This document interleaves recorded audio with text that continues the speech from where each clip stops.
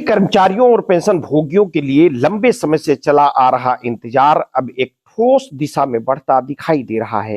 वेतन बढ़ोतरी, भत्तों के पुनर्गठन और सेवा शर्तों में बदलाव को लेकर जो अनिश्चितता बनी हुई थी, उस पर 8वें केंद्रीय वेतन आयोग से जुड़ी हालिया पहल ने नई उम्मीद जगाई है। केंद्र सरकार की ओर से 8वें वेतन आयोग की आधिकारिक वेबसाइट का लॉन्च होना सिर्फ एक औपचारिक घोषणा नहीं, बल्कि इसे कर्मचारियों और पेंशन भोगियों के साथ सीधे संवाद की शुरुआत के तौर पर देखा जा रहा है। दरअसल कुछ दिन पहले ही केंद्र सरकार ने दिल्ली में 8वें वेतन आयोग के लिए कार्यालय की जगह सुनिश्चित की थी। यह संकेत माना गया कि आयोग अब कागजी घोषणा के स्तर से आगे बढ़कर वास्तविक कामकाज की ओर बढ़ रहा है। अब वेबसाइट के लाइव होने से यह तस्वीर और साफ हो गई है कि आयोग न सिर्फ प्रशासनिक रूप से तैयार है, बल्कि वो कर्मचारियों और अन्य हितधारकों की भागीदारी के साथ अपनी सिफारिशें तैयार करना चाहता है। वेबसाइट के जरिए आयोग ने केंद्रीय कर्मचारियों, पेंशन भोगियों और अन्य स्टेक होल्डर्स से सीधे सुझाव मांगे हैं। खास बात यह है कि इस बार आयोग केवल मंत्रालयों, विभागों और बड़े कर्मचारी संगठनों तक सीमित नहीं रहना चाहता।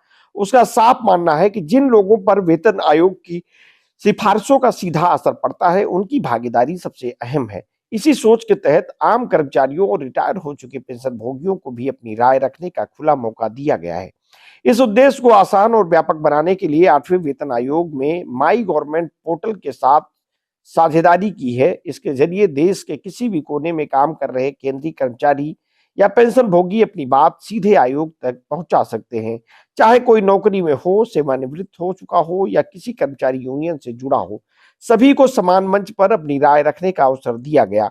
ये पहल वेतन आयोग की प्रक्रिया को पहले की तुलना से ज्यादा सहभागी और समावेशी बनाती है।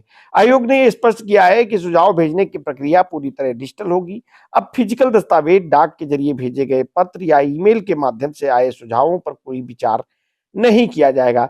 सभी को माई जीओवी पोर्टल के जरिए ही अपनी राय दर्ज करानी होगी।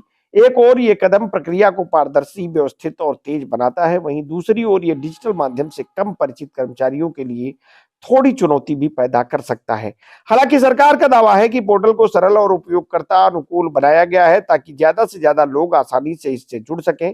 कर्मचारियों के बीच अक्सर यह चिंता रहती है कि सुझाव देने से उनकी पहचान सामने ना आ जाए या भविष्य में किसी तरह की परेशानी खड़ी हो जाए। 8वें वेतन आयोग ने इस आशंका दूर करने की कोशिश की है। आयोग ने भरोसा दिलाया है कि सुझाव देने वाले सभी लोगों की पहचान पूरी तरह गोपनीय रखी जाएगी। कर्मचारी और पेंशनभोगी बिना किसी डर, दबाव, झिझक के अपने अनुभव, समस्या और अपेक्षाएं साझा कर सकते हैं। माना जा रहा है कि सुझावों में महंगाई भत्ते की गणना, फिटनेस फैक्टर, न्यूनतम वेतन, प्रमोशन की प्रक्रिया, ट्रांसफर नीति, भत्तों की युक्तिकरण और पेंशन के पुनर्गठन जैसे मुद्दे प्रमुखता से सामने आ सकते हैं। खासकर पेंशन भोगियों की ओर से ये मांग लंबे समय से उठी है कि बढ़ती महंगाई के अनुरूप पेंशन व्यवस्था में ठोस व्यवहारिक सुधार किए जाएं। वही कार्यरत कर्मचारी वेतन संरचना के साथ साथ काम के माहौल, कार्य जीवन संतुलन और भविष्य की सुरक्षा से जुड़े सवाल भी उठा सकते हैं। हालांकि वेबसाइट का लॉन्च और सुझाव आमंत्रित करना एक सकारात्मक संकेत जरूर है, लेकिन असली कसौटी आगे आने वाले समय में होगी। ये देखना अहम होगा कि आयोग इन सुझावों को किस हद तक गंभीरता से लेता है और वे अंतिम सिफारिशों में कितनी जगह बना पाते हैं। पिछली वेतन आयोग प्रक्रियाओं का अनुभव बताता है कि सभी मांगे पूरी होना संभव नहीं होता, लेकिन यदि संवाद खुला और पारदर्शी रहे तो कर्मचारियों का भरोसा मजबूत जरूर होता है।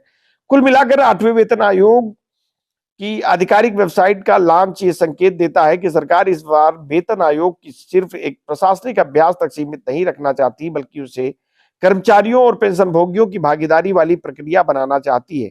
अब निगाहें इस बात पर टिकी हैं कि ये पहल कितनी प्रभावी साबित होती है और क्या ये आयोग वास्तव में जमीन से जुड़ी आवाज़ों को वेतन ढांचे और नीतिगत सिफारिशों में ठोस रूप से शामिल कर पाता है। उम्मीद यही है कि ये कदम सिर्फ उम्मीदें जगाने तक सीमित न रहे, बल्कि केंद्रीय कर्मचारियों और पेंशन भोगियों के लिए वास्तविक राहत का रास्ता भी खोले।